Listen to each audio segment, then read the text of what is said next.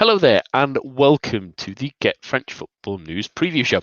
I'm Nathan Staples, and joining me this evening is Jerry Smith. Well, it's the final preview show of the season because after this weekend there will not be much to preview, but with relegation fights happening and plans for next season starting up for some teams, there is plenty to talk about. But we're going to skip the news for tonight because there's a lot of talking points just to get through. And we're going to start, Jez, with the big news from this week, and that is that Rudi Garcia has announced that he will be leaving Marseille at the end of the season. It seems more like a mutual decision than anything, really. I think he's shall we say, jumped before he's been pushed, really, it seems like. And it seems a little bit, we mentioned it briefly on Monday, although I didn't really dig into it. It seemed pretty inevitable that this was happening. But in conclusion, is this the right choice for Marseille to be making? I think it is. I think something has to give. I'd say possibly it's not the only right choice that they should be making, but it looks like it is the only one they're going to make. It just feels again like the end of a cycle. Last year went so well for them. I think possibly, in a way, from Garcia's point of view, I think it almost went too well. I think they overachieved. I don't think they necessarily had the squad that should have finished. Well, they didn't finish third, but just off third. They certainly didn't have the squad that should have got to a Europa League final. So maybe the expectations were slightly overblown for this season, but still they have disappointed for the most part. And certainly the loss of form of some of the more senior players. At some point, you have to put that down to. Well, I mean, it's the usual thing. You have to put it down to the players and the coach, but generally it's the coach that gets the brunt of it. So I don't think it's too surprising, and it's not uncommon for Garcia to kind of start off at a club like a train, and then it sort of falls off a cliff after a while. So it's really not a surprise that he's gone, but I think that possibly people slightly higher up than him should have been carrying the can as well, and I think Errol and Bizarreta as well are really lucky to still be in their jobs. Yeah, it always seems like a strange decision, like in the sense that Marseille have been very cyclical ever since the French left, really. And Garcia's been the longest reigning manager since then, and I know they revered Bielsa a lot, but obviously he sort of gave up after a game, and Michel was a pretty much a disaster, really. But I don't know. Personally, yeah, the results have been pretty awful even since the sort of before the turn of the year. I remember always mentioning that. I think it was that sort of gap between November and around February time where they barely won a game, and that torpedoed their season, really. But the recruitment hasn't been great. I mean, they're offering Strootman to a load of Premier League clubs in the prayers that someone could take at least his wages off the books, and hopefully.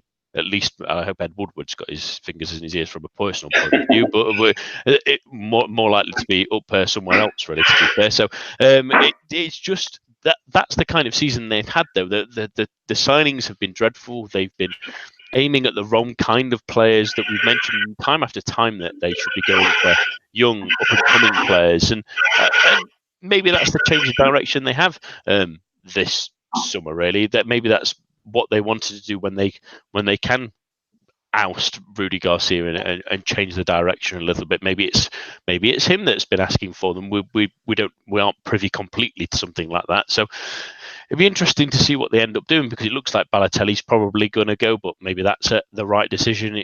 They probably want to cash in on Thauvin, but realistically, him and maybe Gustavo to an extent are their only bankable assets, unless someone tries to take Boubacar Kamara now, which they would be pretty dismayed to try and lose that kind of player, someone that they can try and build around instead of sort of visiting this cycle yet again, because they've been a lot of poor players in there. I mean, we saw at the weekend. Yes, they won 5-2, but Clinton and G was playing, and he looked.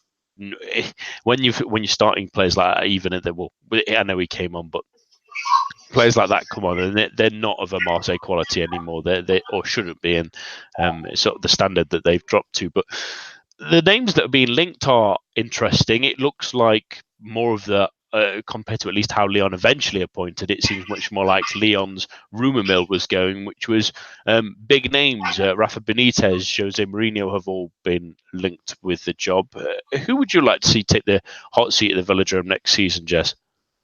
Well, one of the names that's been linked is Gabriel Heinze, and I think I have to confess I haven't particularly followed his managerial career to date closely. I think he's with Vélez Sarsfield at the moment, but it's always quite nice to see ex-players, and I was going to say ex-legends. Maybe he's not legendary status at Marseille, but he was certainly a popular player, and certainly a player who I think he played for PSG as well. Is that right? Mm-hmm. To still be popular, having played for both clubs, must mean that he's pretty special to Marseille fans. He's a young manager. I think it's maybe it does feel like across maybe European football that it's a kind of again a new cycle in terms of some of the older generation gradually losing the bigger jobs and more faith being put in the youngsters. He apparently has done well bringing through youngsters where he is now. And as you said, I think that's going to be an important thing for Marseille. I think there was talk of the need to invest more in youngsters anyway, but I think in a way that the fact that they haven't qualified for Europe maybe is a blessing in disguise because they can't waste money on sort of past 30-year-olds, and maybe they have to look more at either investing in or bringing through their younger players. So I think that one could be exciting. He's always a bit of a character. Again, you probably know more about him than me from his time at United, but I'd like to see him just because it's a new, different name and a well-respected footballer, a past Ligue 1 player. I think it would be quite nice for him to come in and hopefully do well there. Yeah, and it makes, I suppose, comparing it to Lyon as well, it makes a little bit more sense. At least he has taken coaching jobs, whether they be successful or not. Sort of skimming through earlier today that he struggled at his first club, Godoy Cruz, but got Argentinos Juniors up and has been in Vélez ever since then. And Vélez are a relatively well-known club in sort of South America. At least they're not quite a powerhouse, but they've produced a number of interesting young players. But it's regardless feels like a bit of a risk. It'd be quite funny if Lyon has the Brazilian and Marseille has the Argentinian. It will sort of help spice up that rivalry a little bit extra. But he has a lot of similar points to the other one. He does have a bit more managerial experience, like we say, but it is in Argentina, so you take that with a pinch of salt. At least he has had a lot of experience in European clubs. It's not just that great Manchester United team that he was in under Sir Alex Ferguson. He was under a good Real Madrid team, as well as a solid enough Marseille team when they were challenging at the top end of the table as well. So he's got plenty of experience on his back. In fact, he did win Ligue 1 whilst at Marseille. So there's a lot of knowledge in there. It's whether he can combine it together and if he is someone that comes, because I think if I'm Frank McCourt, I go all guns blazing at trying to get Rafa Benitez, I think, because we all know that he's got a release clause that would be available, and he's technically out of contract this summer, I believe, or maybe in the final year of his contract at least anyway. I know they're having negotiations that have taken a while with Mike Ashley. So he's a manager with great experience with big teams, European teams. He had a great time at Valencia where he won the league, had a great time at Liverpool. He's been at clubs like Inter Milan and Real Madrid and Napoli. He's the kind of profile manager that Marseille fans will be drawn to. He might be someone that will play young players, will build with, can do miracles with a thinner squad. Look at how Newcastle have been this season. Arguably, a lot of those players are championship players, but they finished comfortably in the Premier League in the end. And you have to think that this Marseille squad is finished pretty low this season. It looks like it's going to be finishing no higher than fifth, really. But can he maximise those talents a little bit? Can he get the most out of those players? Which is what you're seeing from, for example, Christophe Galtier or Jean-Louis Gasset at Saint-Etienne, or even Michel Desicarian at Montpellier. He's getting the maximum out of the players he's got, and Benitez is a perfect person to have that one. And the link to the club can be, let's bring in someone like of a profile of the Heinz as an assistant coach underneath him. Is that something of an option, a succession plan, something in motion that gives them a bit of a sense of control? Because the positive of Rafa Benitez as well is that he'd like a little bit of control over transfers, but he's been used to restrictions before, so giving him a little bit more of a lead will hopefully bring a lot of quality into the team. He seems like the ideal person to try and go if he can be convinced to come, but it's going to be an interesting summer nonetheless for Marseille, and they'll be doing plenty of it. And it's some interesting tidbits around Liga, and I know you particularly wanted to talk about this one, Jez, because you've probably had a good smile about this this afternoon, because the news that broke that PSG president Nasser Al-Khelaifi is under formal investigation for corruption after allegedly trying to buy the 2017 World Athletics Championships. Supposedly, according to Le Parisien, that he's got no intentions of resigning, regardless of things, and enjoys a full confidence and support of Qatar. But it is, from some people's perspective at least, Jez, a blemish on his name that maybe felt like it was always kind of due without saying too much legally. Yeah, I mean, it's one of those things you read it and kind of think, you sort of raise your eyebrow, but think that it doesn't really surprise me. And nothing to do with him personally, but again, as you said, at risk of trying not to get into trouble or anything. I wouldn't be surprised to find that Qatar's sudden sort of appearance on the scene and getting all these high-profile sporting occasions, and obviously they've got the money anyway, but to go from sort of no kind of reputation either within playing sport or hosting sport to suddenly being central players, I don't think it's too much of a shock to hear that possibly it wasn't all done entirely above board. And obviously Al-Khelaifi being so involved in all of these, I was going to say affairs, but all of the sort of sporting business that Qatar have been involved in recent years, I guess it stands to reason that if there was anything dodgy going on, that there was a chance he'd be implicated. So, I mean, it doesn't exactly have a bad effect on PSG's reputation, because effectively that is PSG at the moment. So it kind of comes with it. Either you accept PSG for what they are, or you don't. I don't think anyone's going to go, oh, well, this has happened, so now I'm turned off PSG, sort of thing. I think it just kind of comes with the territory. The only thing that I would say is, if I was the Emir, I would kind of jump on this as an excuse to get rid of him and bring someone in who actually knows about football and might make some decisions that helps the club, rather than fills up my little scrapbook of Neymar that's in my bedroom. But I think that I don't think anything's going to change. I think he's sort of so central to the PSG project, but all of the Qatari sporting projects. Again, for better or for worse, I think maybe, to be fair to him, he does come across as sort of very charming. He's got the language, he's got the sort of suave sophistication. So he probably does more good than harm for them. But as I said before, I'm not sure overall that he's good for PSG. But I don't expect anything to change unless higher authorities force it to change. But I don't think that will happen. Yeah, that's the sort of difficult catch-22 of this, really. That if they did want to replace him, the Qataris, who do they get in, really? I mean, Leonardo and Maxwell.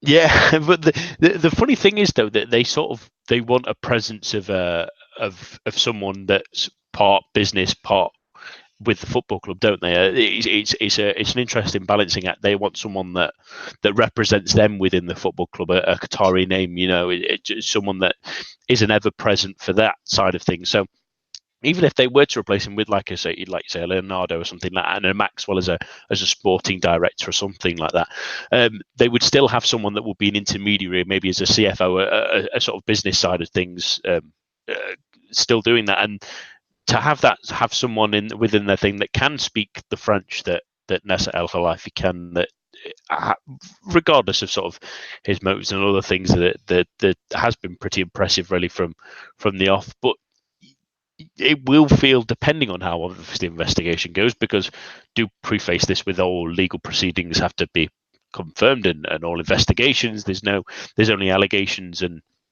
investigations at the moment. There's no actual criminality or any convictions being held towards him. So we should always treat it as such. But if it does come to light, then it does put Qataris at a question, because the problem will be, for not just for him but for the club, will be much like we've seen with Manchester City this past week, the great sort of journalistic stuff that Rob Harris has been doing in questioning Guardiola, that will sort of maybe fall at the feet of Thomas Tuchel in the next months or so. If maybe Danny Murphy will come in to say that. Yeah, well, I'm trying to think of a French similarity to Danny Murphy, but maybe hopefully they're not quite as brain dead. But it'll be interesting to see how that affects the sporting side of things, because I think that's something they're not thinking of at this moment in time. I'm pretty certain Tuchel won't be wanting to face those questions, but when you get the questions of the integrity of your paymasters, it starts being a little bit more uncomfortable for some of these that are just trying to focus on the sports side of things, which you can understand, but to some people, dirty money is dirty money. They know that that's maybe being a little bit harsh on things that haven't been fully convicted on, at least. Anyway, final bit of news before we move on to some games, because there's been tidbits here and there in Ligue 1, and an interesting one that we've seen this week has been a bit of an enjoyment, because it's quite a nice kit, but they've also changed badge at Nantes, one of the first Ligue 1 clubs to have a real radical change, really. A lot of teams have had nice sort of upgrades, but this is very much on the Juventus route, should I say. Jez, it did remind me at least of the Juventus badge. What's your take on this and the sort of rebranding of the club? Is this because it doesn't just feel like any other club that's sort of changing their badge? It looks like not trying to maybe change their image a little bit, maybe freshen up for the new age, and it's caused a little bit of a stir online, at least. Yeah, first of all, I think the kit is absolutely fantastic. I think it's a really nice way to sort of subtly bring the yellow and green stripes, which is synonymous with some of the great non-teams back, but it's not too blatant. I think it's a really nice kit. But yeah, for the logo, I'm not sure. I mean, the Juventus, I think that must be the sort of model that they're after. But first of all, I don't think Juventus fans are particularly happy with the change either. And secondly, with the best will in the world, Nantes aren't Juventus, and I think Juventus in a way can sort of claim there aren't many teams that I can think of clubs in the world that start with J. So I think it's a bit easier for Juventus to sort of almost kidnap that letter and make it theirs. I think there's just in England that you can think of a few N's that would claim that they're at least as big as Nantes. There's even another one who's got the same nickname and the same colours, incidentally. So I think it's harder for them to try to make N synonymous with Nantes around the world. And I don't think they need to. I think maybe they're trying a little bit too hard. Certainly within France, they really are a hugely respected club. They're up there as possibly second or third in terms of most titles won in their history. Two or three of their former Ligue 1 winning sides are among the greatest and most well respected sides in history, in French history. There's, for example, the team in the mid-90s who only won one match all season. There's a Nantes school. There's a Nantes football school which people associate with attractive, sort of short, quick passing football. So I think they've got enough about their identity that I don't think we really need to resort to, not crass, that's a bit too strong, but such a sort of blatant attempt to I don't know, associate the letter N with Nantes as they've done in their logo. I just think, as I said, that the heritage that they've got, the kit they've got, the stadium is a little bit up in the air at the moment, but the fans they've got, I just don't think they needed to do it. But overall, the kit is so nice that I'm assuming that people will still ignore the logo and very much buy the kit.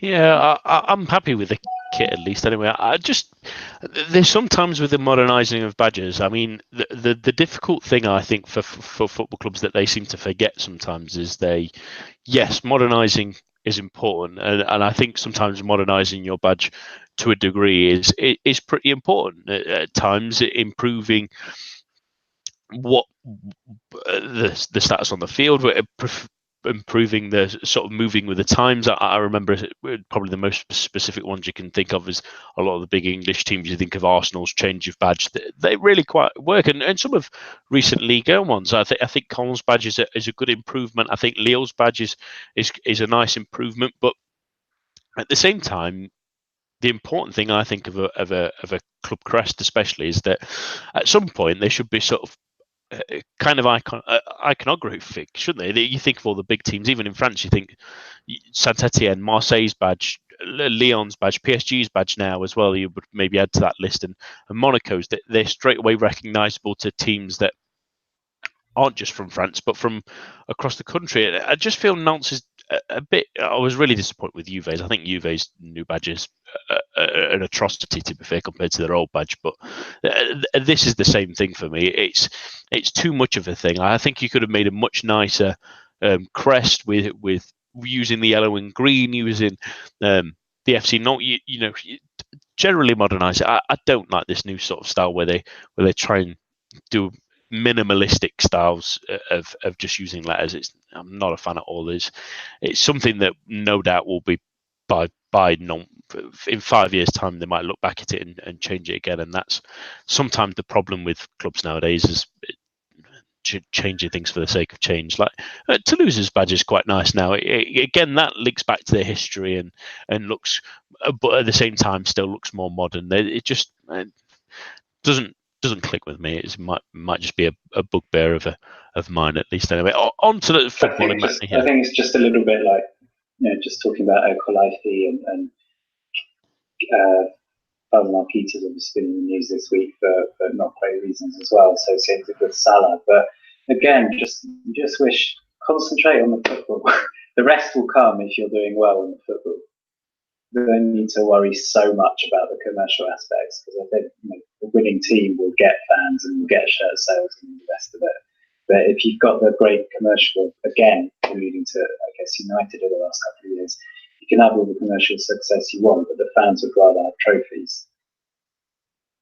Yeah, exactly. And sometimes that's a little bit lost on some of these clubs that are chasing the carrot that's ahead of them. Let's get back to football, because I'm sure people are bored of me moaning about badges. Let's get into our interesting games of Liga. And there's only really a couple left. A lot of things at the top of the table has been sorted, done and dusted, and into the cabinet for this season. But things at the bottom of the table aren't completely done. We're skipping Monaco's game because realistically, a 7-goal swing where Caen and Amiens both have to win is pretty unlikely. So we're going to say that Monaco are just about safe, but admittedly things can happen. But we'll go with Amiens first, who are facing bottom side Guingamp tomorrow, Jez. It's a massive game for them. A point may not be enough because of goal difference. They have at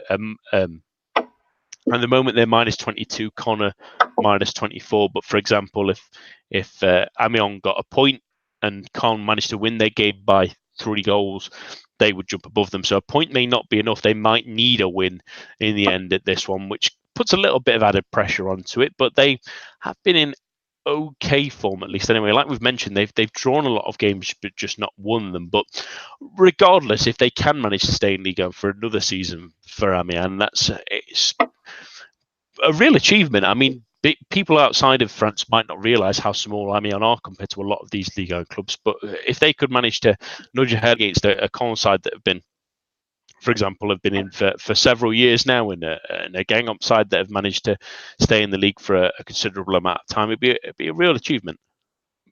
Yeah, definitely. A lot of people, me included, didn't think that they would stay up last year. In the end, I think they were relatively comfortable. And they played decent football along the way. Probably more so last year with the likes of Kuta sort of pulling the strings. But I think with a small squad, small everything, I guess, small stadium, the distractions last year of issues with the stadium as well, I think they've probably made a lot of friends, and I don't think they'd be undeserving of staying up. It must be a frustration to them that they seem to struggle to win matches, but at the same time they make themselves very hard to beat. You look at their recent record; they haven't won since early March, but they've only lost 2, and one of them was a sort of close defeat at Nantes, and the other one last week, frankly, I think was daylight robbery in more ways than one at Monaco. So they should be confident of, certainly at home to the bottom team, of getting at least a point. But as you said, the crucial thing is, can they sort of make sure that it's in their own hands by getting the 3 points? And they've certainly got the ability to, and that they won at Guingamp earlier in the season. It's just whether they can get those goals to, you feel if they can score 1 or 2, Guingamp aren't going to score more than that. They should be okay. But the slight concern is that they are struggling to score in recent weeks as well. Yeah, and the slight concern sometimes is when you are facing a team that's already down. It's a funny feeling.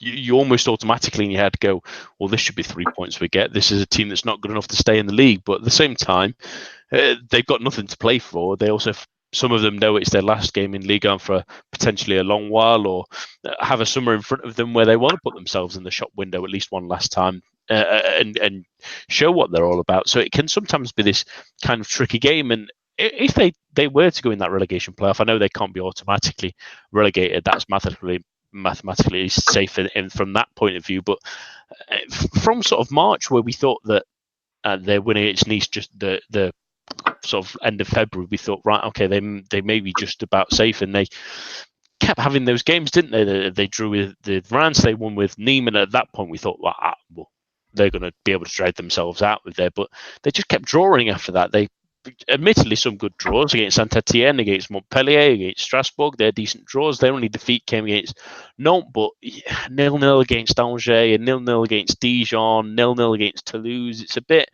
not quite pushing themselves over the line. I know it was disappointing the weekend, and like you say, Jez, that was a pretty lucky win in all honesty from Monaco, but Amiens had 2 really good chances as well. I think one when it was still 1-0, Moussa Konate hit it wide, uncharacteristic of him. But I think they need some goals in this one. If they can find the target early, it's going to settle the nerves and make sure that they get themselves over the line against a Guingamp side that have been in the news this week, even though they are kind of the odd man out in this relegation battle, at least now, having been already relegated, because Jocelyn Gourvenec will not be continuing with the club next season.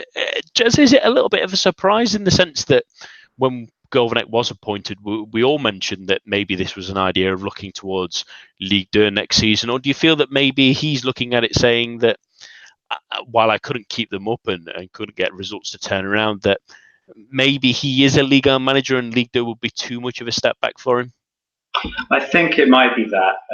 He's kind of at a bit of a crossroads in his career at the moment, because he did so well with Guingamp first time round. Started off well at Bordeaux, and then it went a little bit wrong. And Guingamp this time, it's difficult to judge.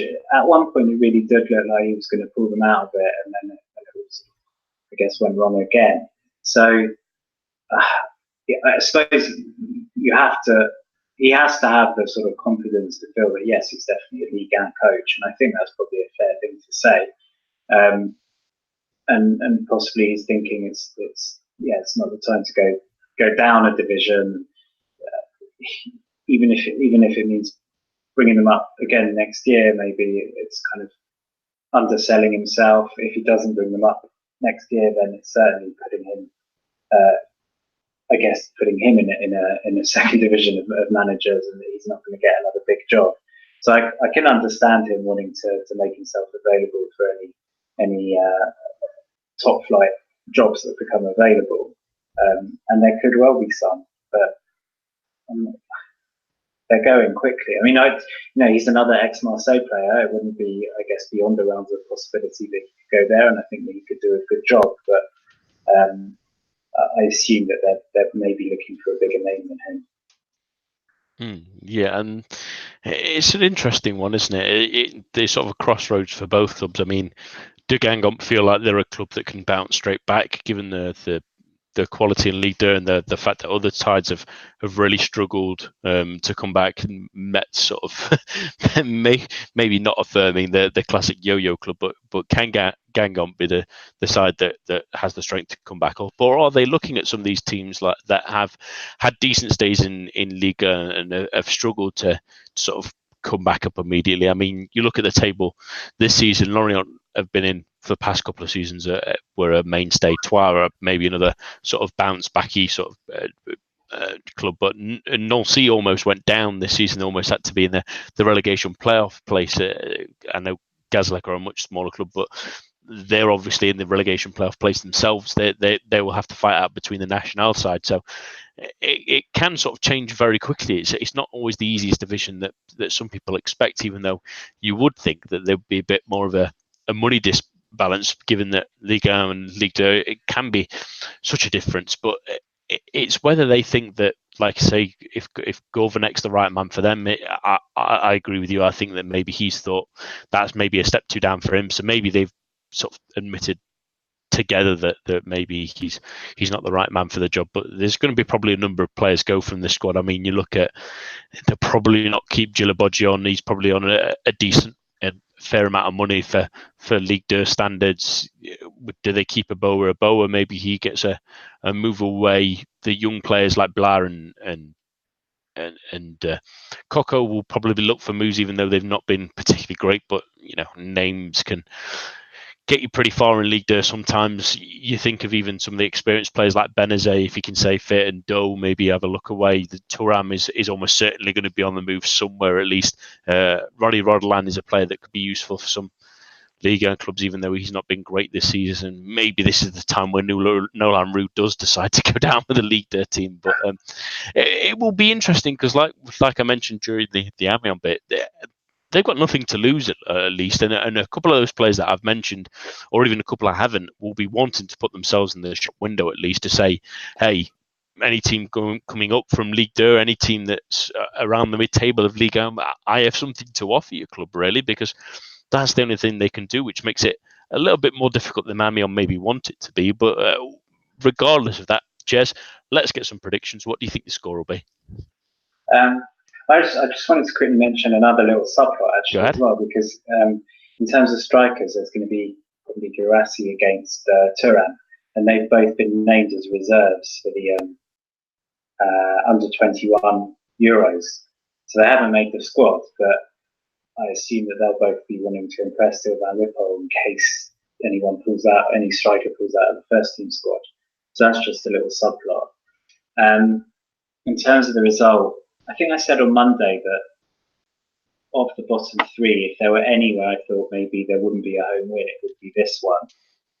But I still think Amiens should have enough. I think there'll be a bit of a scare, but I'm going to say 2-1 to Amiens. I'm going to go 1-1 draw for this one. I agree with you, Jez. This may be out of the three the favourable one for the team that's not in the relegation zone, at least, or they technically are in the relegation zone, but at least not in this three-way fight, at least anyway, in terms of for the relegation playoff place in a sense. And I just feel that Amiens will just squeeze over the line. I don't think necessarily we'll mention them in a moment. I don't know if Caen will get the result they need, but on to that game, because Caen Bordeaux is sure to be a slugfest of the lowest order, really, maybe is the best way of putting it, because Caen have been, admittedly, while sluggish and fighting tooth and nail, they have been getting the results they've needed, bar the defeat to Lyon last weekend, where Lyon kind of played to their station, even though that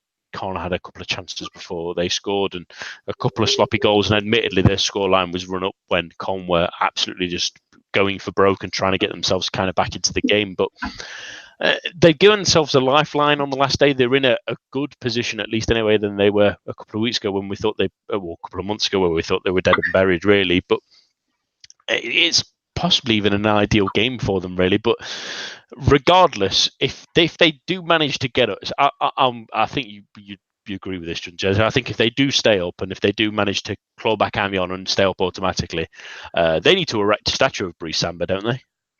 I think so. I think that they should go back to last Sunday night and cancel Mbappe's Player of the Year award and give it to Samba, because I think those wins against Monaco and Nice were pretty much, both of them needed someone to score at the other end, but they were outplayed in both matches, and it was Samba that secured them 3 points. In other matches through the season, he's been great. I mean, even last week they lost 4-0, but he saved the penalty in the first half. And I think at half time Lyon probably were a little bit rattled and probably could have aspired to a better result than an ultimate 4-0 defeat. And I think if it wasn't for Samba, they'd have been dead and buried long ago.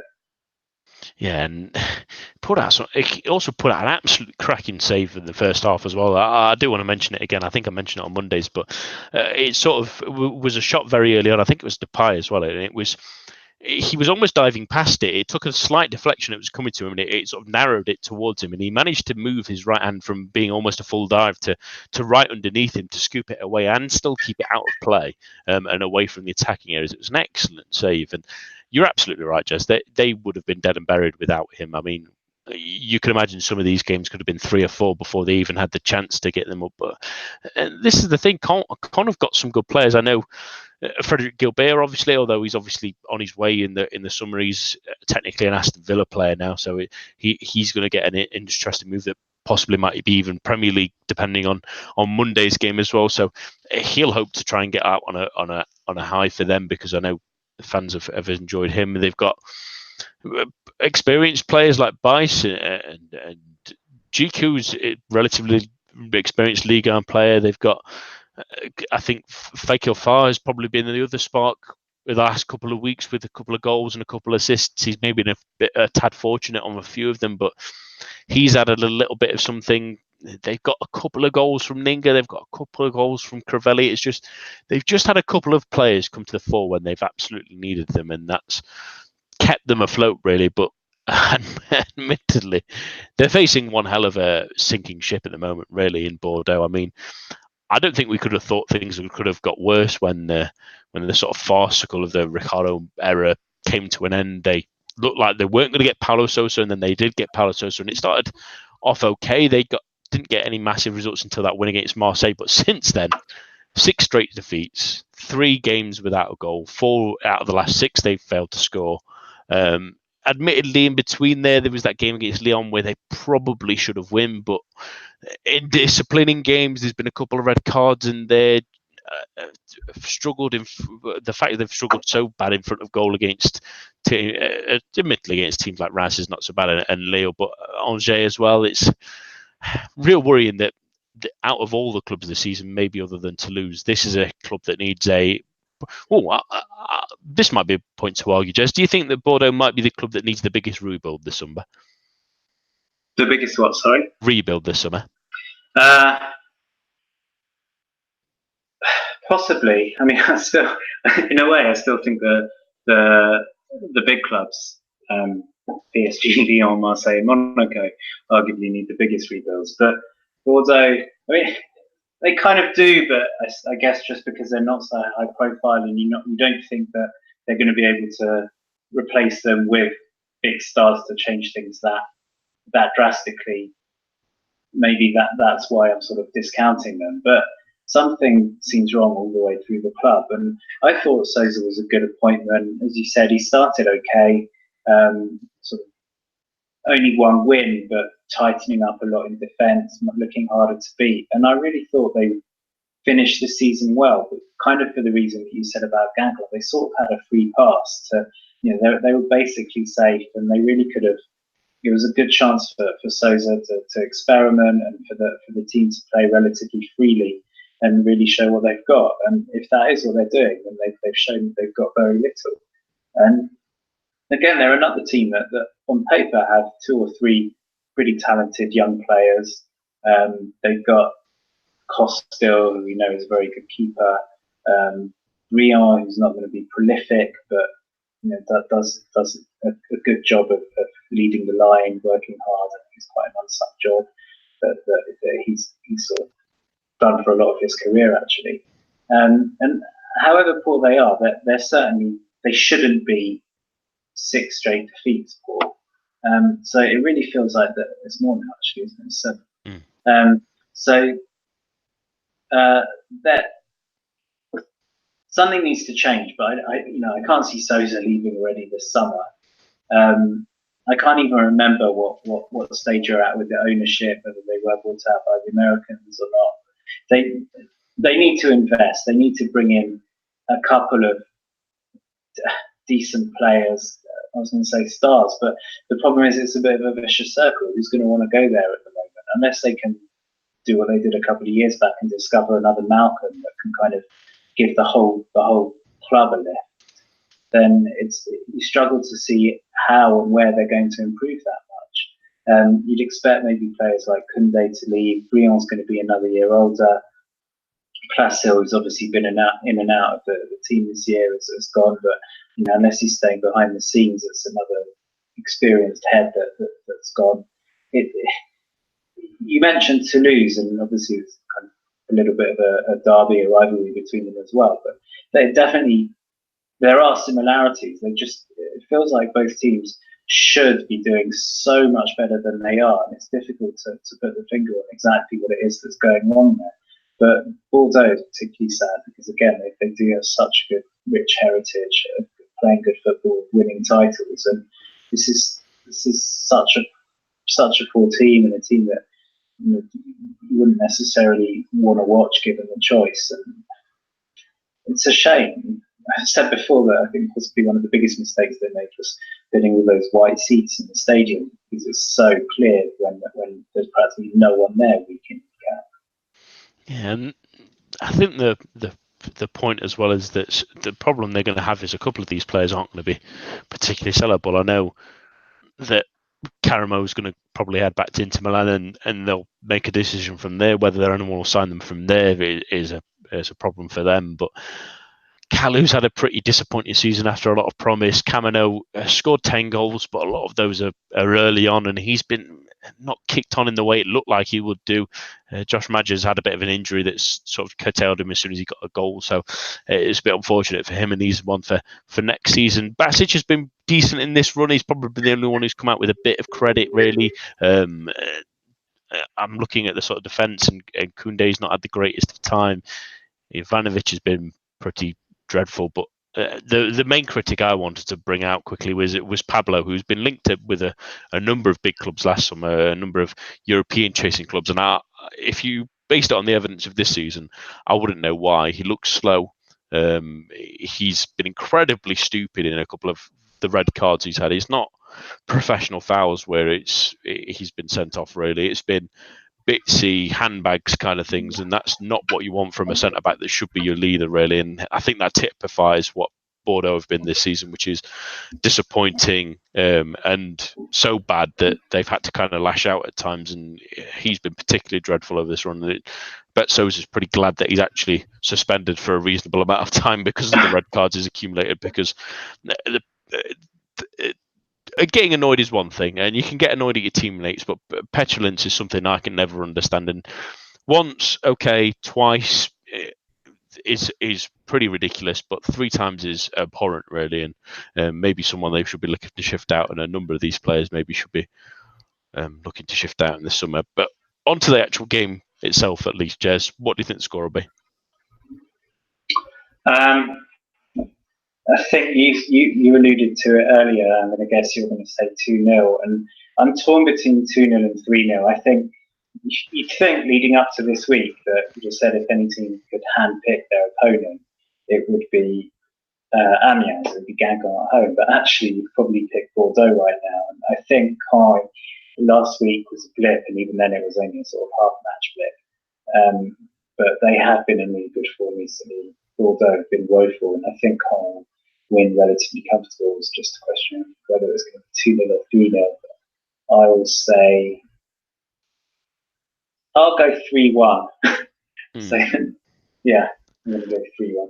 Well, I'm actually going 2-1. I think that this is a classic game of something Caen will maybe think is in the bag, and then in the last 5 minutes, Bordeaux get that surprise goal that effectively puts them in the relegation playoff, at least anyway, and disappoints them, really, because I just feel like the Cone are a team that can run away from someone at the moment. That's probably their only problem. I was thinking a 1-0 or a 2-1, and a 2-1 sounds like it's just about perfectly poetic for them, really, to go out and they've got an interesting game depending on who they end up facing in that playoff, whether it be Lens or whether it be Troyes. Obviously, Lens came through their game against Paris FC the other night, so it'd be interesting if they can sort of commit to that. And thank God we're not going to have that ball fest if it was going to be Caen or Paris FC, but we shall wait and see at least anyway. On to the final game, and we've kind of alluded to, unfortunately, they've maybe not got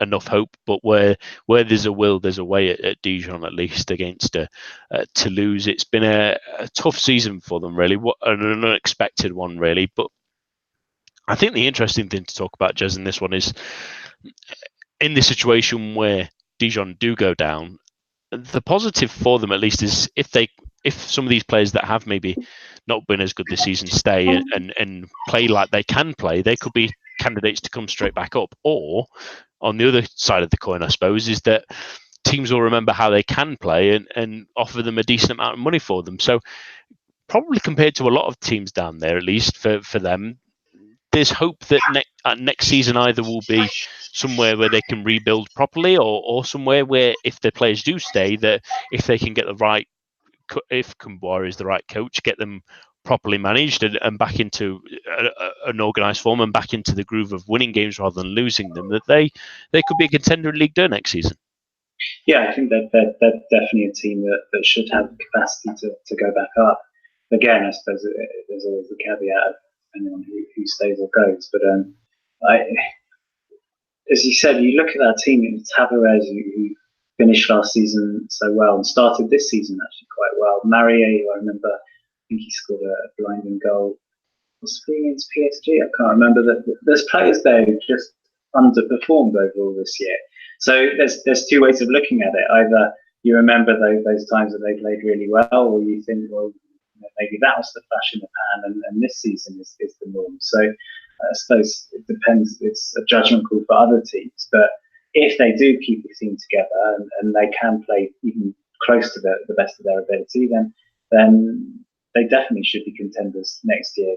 Obviously, the real problem is they shouldn't even be contenders next year, because frankly, I think that they've really disappointed that they're in this position. They shouldn't. I don't think they had one of the 3 worst teams in the league, and they really should have done better.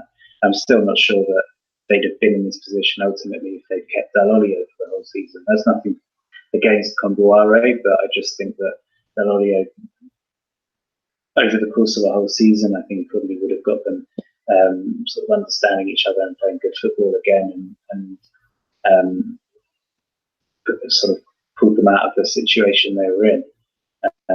As it is, I think Comboire is probably one of the most popular players or coaches in French football. I think a lot of people remember him fondly, even at PSG, sort of on the cusp of the QSI era, and possibly being ditched a little bit too quickly then. So I think he has a lot of goodwill, but it's very hard to argue that Dijon don't deserve to be in the position they're in. And over the course of the season, I think it's only justice should they be relegated. Yeah, absolutely. And it's an interesting one, isn't it? I mean, we were talking beforehand about Moulin's new contract at Angers. It's been extended to 2022, which is great credit to him. But it's an admission that when it comes to sticking or twisting, more often than not, teams tend to tend to sack their managers. You look at all the teams around the bottom. Guingamp got rid of Kumbuara themselves. Dijon got rid of Dalolio in the end. Cone sort of didn't half twisted in the terms that they brought Corbis in. They kind of at least strength wise for the manager half twisted. It sort of usurped him a little bit. Monaco panicked and they twisted, and it's just about worked out for them. But it happens across Europe. They do that, and 9 times out of 10 it doesn't really work unless you've got exactly the right manager. And I'm thinking maybe a Southampton where a Ralph Hassan who sort of fell into their laps and got them out of trouble. That was just because they got someone that maybe was not trying to insult Saints fans, but a little bit above their station, at least where they were stood at that point in time. But it shows that in that Angers model that sometimes sticking and sometimes having that problem works. I mean, your club, Jez, I know they obviously ended up sacking Houghton in the end, but at the same time, sticking by him until the end of the season was the right decision, because by hook or by crook, he did keep them up, and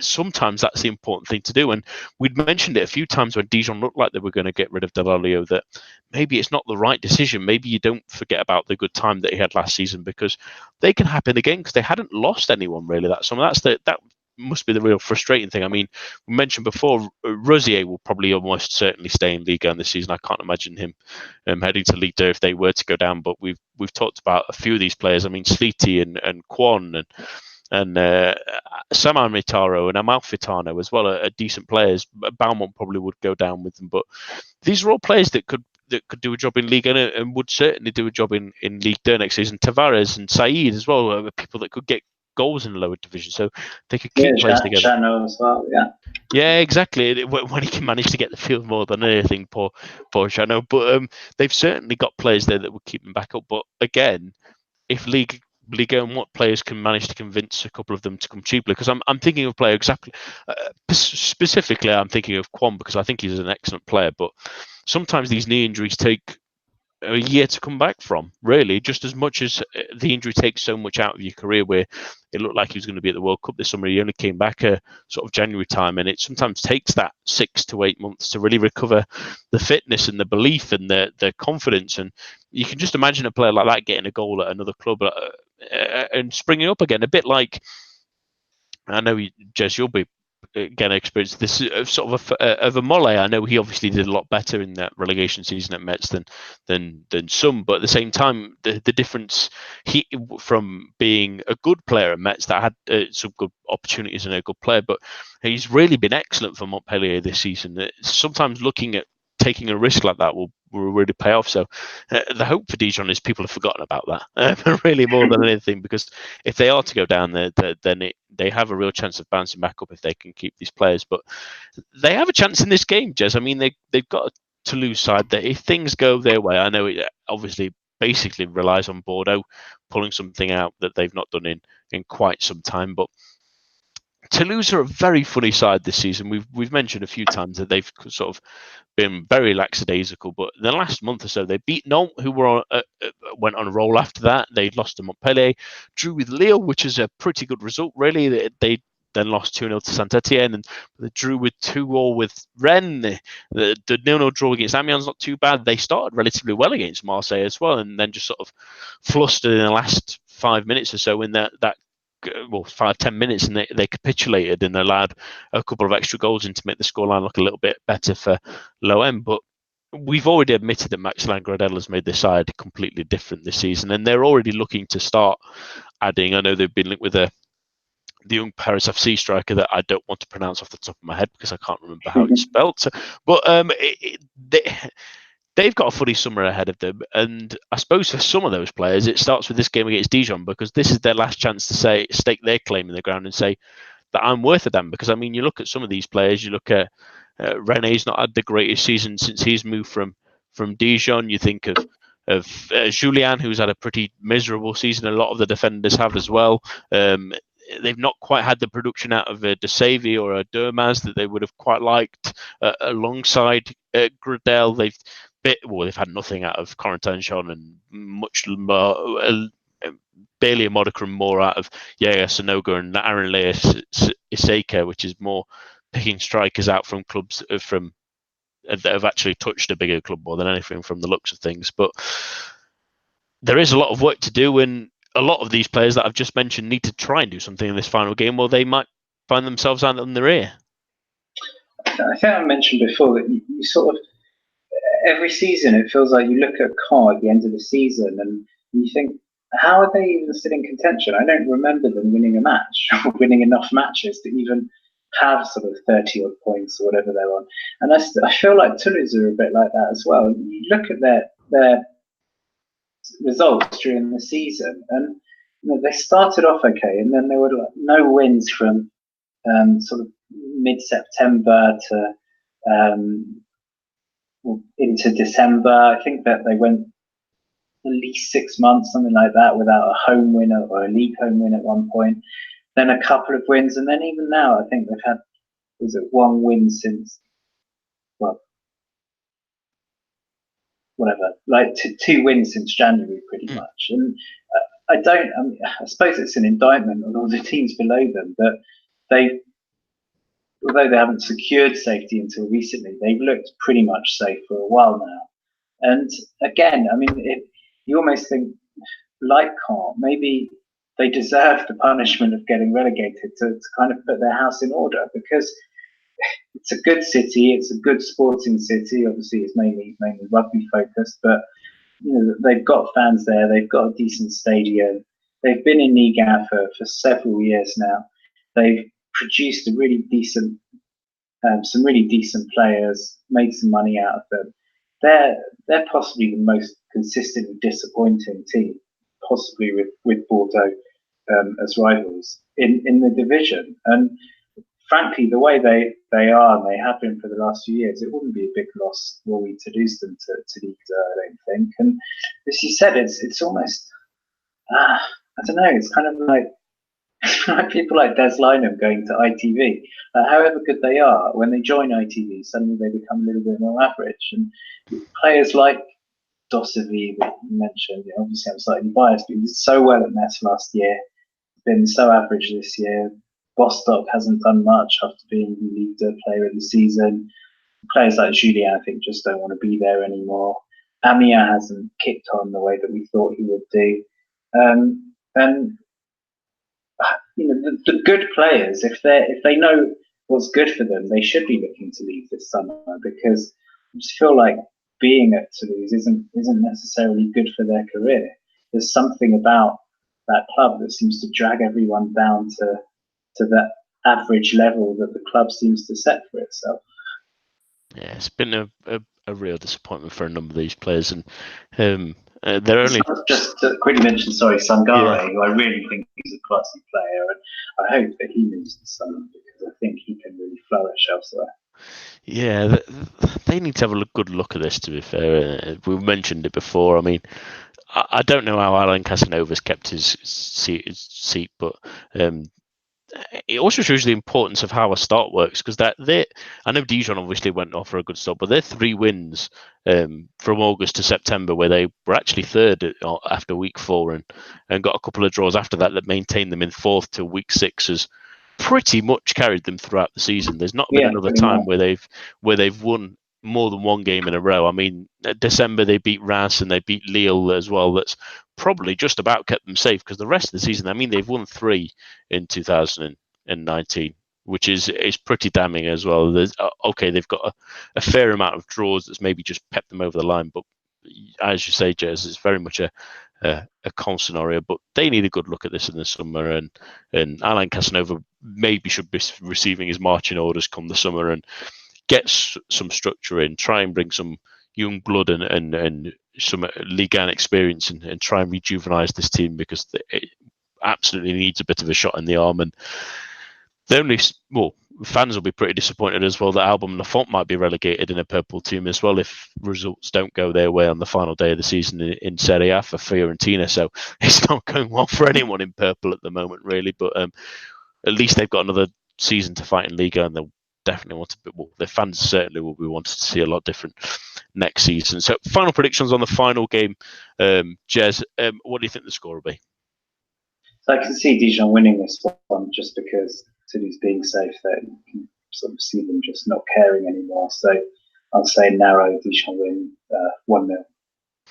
Yeah, I'm going to go for a 1-0 win for Dijon as well. I feel like this just feels like there's an importance to this to Dijon, and Toulouse kind of wanted to go in the last game, but I don't think they'll really be putting up much of a fight in this one, and Dijon will just be crossing their fingers that maybe Bordeaux can actually give them something to fight for on that final day of the season. But it does promise to be pretty entertaining for you. Do remember, ladies and gentlemen, that it is Friday night or tomorrow night where Ligue 1 will come to a climax. Everyone playing in that evening kickoff as usual. It's going to be a really interesting fight between those 3 teams, and see who is in Ligue 1 and who has to face that relegation playoff and who will go down automatically. That's it for us this evening. My thanks to Jez and all of you listening at home. Do join us for the main show, which will be back next week for the final one of the season in terms of the games, and then we'll have another Monday show the week after, which will be our end of season awards. So do tune into that. If you've not already voted,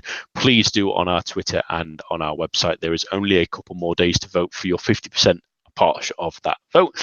But for now, enjoy your weekend of football.